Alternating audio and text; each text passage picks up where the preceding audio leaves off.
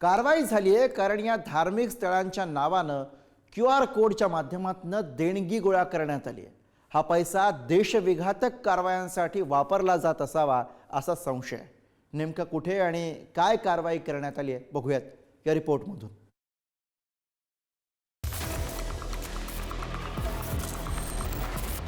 नागपुरात धार्मिक स्थळांच्या नावे देणगी गोळा करणाऱ्या एका विरोधात गुन्हा दाखल करण्यात आला आहे। या पठ्ठ्यानं स्वतः देणगी गोळा न करता चक्क डिजिटल मार्गाचा अवलंब केला। QR कोड वापरून पैसे जमा करण्यात आले। नागपुरात धार्मिक स्थळांच्या जवळ QR कोड लावले।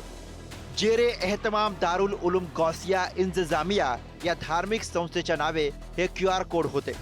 ATS कर्मचाऱ्याला शंका आली आणि त्यानं 50 रुपये पाठवले। हे पैसे धार्मिक संस्थेच्या नावावर न जाता स्टार कॉम्प्युटर सोल्युशनच्या नावावर जमा झाले। यानंतर या कंपनीच्या मोहम्मद एजाज अन्सारी, मोहम्मद मुस्तकीन अन्सारीला अटक करण्यात आली। त्यानं विविध ठिकाणांहून तब्बल 65 लाख रुपये गोळा केल्याचं तपासामध्ये उघड झालं। धार्मिक स्थळांच्या भिंतीवर QR कोड लावून गोळा केलेला हा पैसा टेरर फंडिंगसाठी वापरला जात असल्याचा संशय आहे। त्या दृष्टीनं आता पोलीस पुढचा तपास करतायत। मोहम्मद एजाज अन्सारी या व्यक्तीने त्या संस्थेमध्ये जे पैसे येणारे आहेत हे त्यांनी इतरत्र न जाऊ देता स्वतःचा QR स्कॅन दिला आणि लोकांना अपील केलं की या मदरसासाठी जे काही मदत लागेल ती मदत तुम्ही या QR स्कॅनमध्ये पाठवू शकता।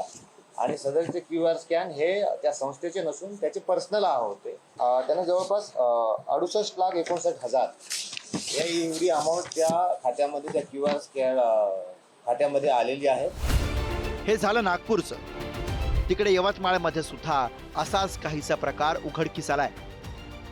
यवतमाळमध्ये मदरसा चालकाविरोधात दहशतवाद विरोधी पथकानं कारवाई केली आहे। मदरशाच्या नावानं पैसे गोळा करून ते पैसे स्वतःच्या खिशात घातल्यानं ही कारवाई केली गेली आहे। यवतमाळच्या पुसदमध्ये Jamia Ashrafia and welfare society नावाचा मदरसा आहे। मोबिन शेख मेहबूब असं मदरसा चालकाचं नाव आहे। या मदरशामध्ये 10 ते 18 वयोगटातली मुलं शिक्षण घेतात।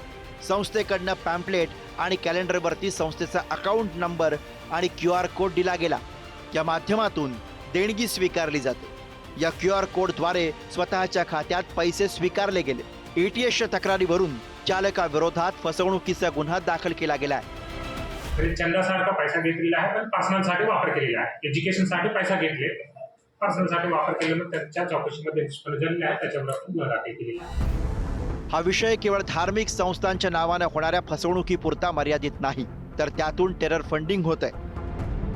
ही चिंतेची बाब आहे। टेरर फंडिंगसाठी QR कोडचा वापर होतोय हे विशेष।